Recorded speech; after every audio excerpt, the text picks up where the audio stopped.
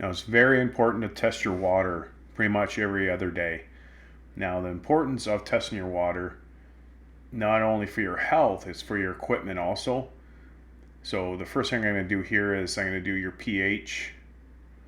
And there's this particular kit, I'll link it down below. And the drips are the best thing to use. And so the pH here, I'm going to do 5 drops. And then you're going to have to shake it up. And then you match it up to the colors beside it, what the numbers are going to be. Sorry about the angle there, but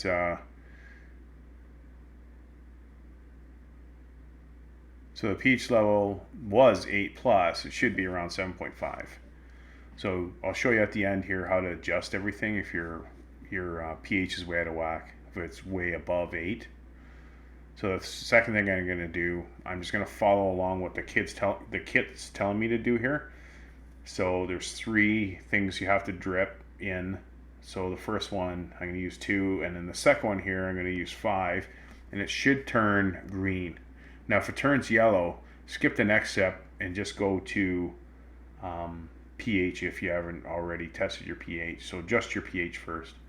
So the third thing I'm doing right now is I'm using the third drip, and you put one in, you just keep on going until it turns pink, and you count. So if you have 10, then you multiply by 10.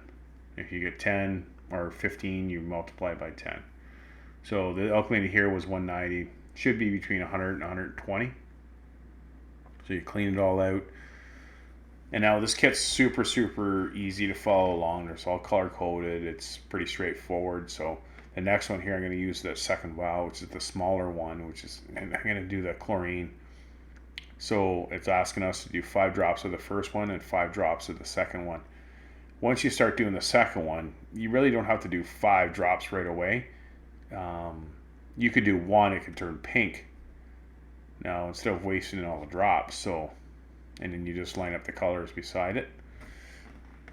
And then here I had 0, so it should be 1 to 3. If you go above that, then you really don't have to add anything else, but you don't want to over chlorinate your hot tub.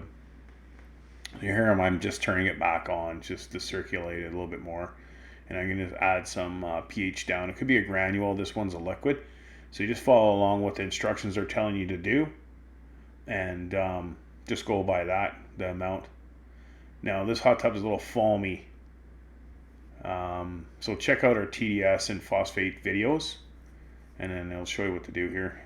And I'm just going to throw some shock in. About a cap and a half full. I always use by caps. Okay? So now if this video helped you out at all, make sure you like, subscribe, and we'll see you on the next one.